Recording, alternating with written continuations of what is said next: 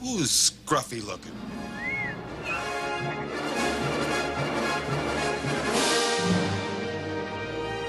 Welcome back to the Talking With My Hans channel, everybody, for another Talking With My Hans Book Review Club video. Last time on the Talking With My Hans Book Review Club, we reviewed Star Wars Free Fall, the Poe Dameron story by Alex Segura. This week we covered... Yeah, this is usually where I pull out the physical copy of the book that I just got, but actually, this week I was lucky enough to get sent Star Wars The Clone Wars Stories of Light and Dark digitally by the Disney Publishing Corporation. So huge shout out to those guys who sent me these books early, and it seems like I'm going to be getting more of these books early for you guys so that you guys can get a nice early review before you go out and purchase this, I should say, for yourself. So, without further ado, here is my review of Star Wars The Clone Wars Stories of Light and Dark. The Clone Wars Stories of Light and Dark is a short story anthology collection focused around the story arcs from the many seasons of the Clone Wars TV show. Many authors, including Lou Anders, Tom Engelberger, Preeti Chibber, Zoraida Cordova, Jason Fry, Yoon Ha Lee, Rebecca Roanhorse, Anne Ursu, and Greg Van Eekhout, all followed some of the main characters from the show during an arc that they were predominantly featured in. Some fan favorites like Darth Maul, Ahsoka Tano, and Captain Rex all have stories along with some of the saga mainstays like Obi-Wan, Yoda, and Count Dooku. There are plenty of redeemable qualities from this collection of little short stories, so we'll start with the positives in this review. The first of which is that I thought they chose all the right episodes and arcs to tell stories on. Many of the episodes featured in this book are some of my favorites in the entire series. The Umbara arc, Brothers, and Revenge with Darth Maul and Savage Opress, and Dooku Captured are all stories I would have hoped to see featured, and they were. There's a story in here for each kind of Star Wars fan, and that makes this book very versatile. I think Disney Publishing also did an amazing job in choosing authors that haven't been featured in Star Wars previously.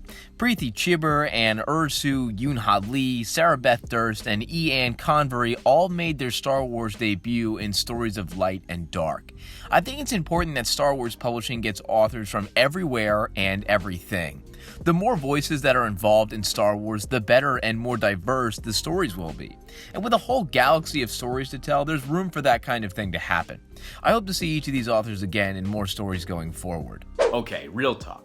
I got sent this book early by Disney Publishing, and I'm super glad to be on their list, and I actually am super grateful that they are thinking of me as a creator that's worthy of getting some of their products and then reviewing them for them, and I want to leave them a good review. And I did. There were some redeeming parts of this book. However, overall, I still have an obligation to you guys as my viewers to inform you what I think is worth your hard-earned money. Unfortunately, this book did not live up to that quality.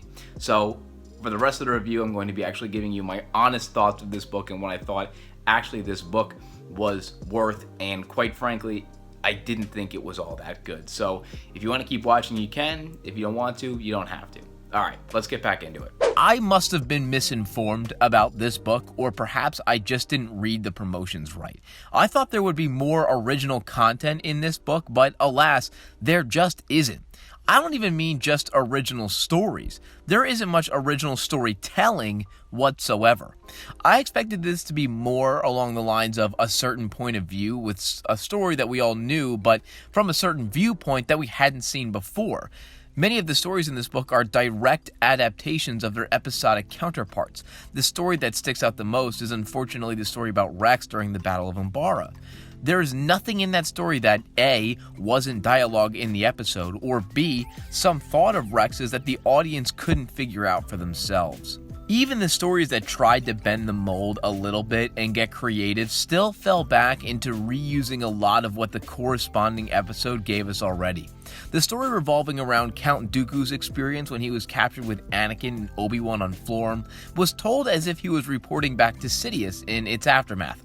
However, despite the creative twist on the way the story was told, it was still a direct rip-off, for the lack of a better term, of the episode Dooku Captured that it was based around.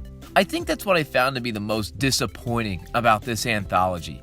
Despite the wealth of talent in this book, it never showed.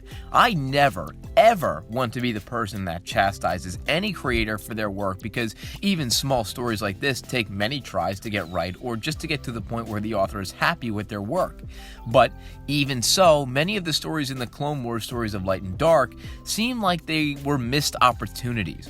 What could have been a whole lot of stories that went into our favorite characters' minds during some of the most intriguing parts of the Clone Wars turned into a recycle of stories we've already seen and heard.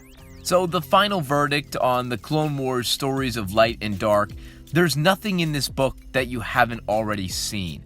Unless you're a die-hard Clone Wars fan or a collector of the books, there really isn't a need to purchase this anthology. Unfortunately, this book just doesn't live up to the hype despite the wealth of talent of authors in it. Well, I wasn't too impressed by this one, but maybe you were. Make sure you leave a comment and like it and all that jazz if you enjoyed the review, and until next time, I'll see you guys later.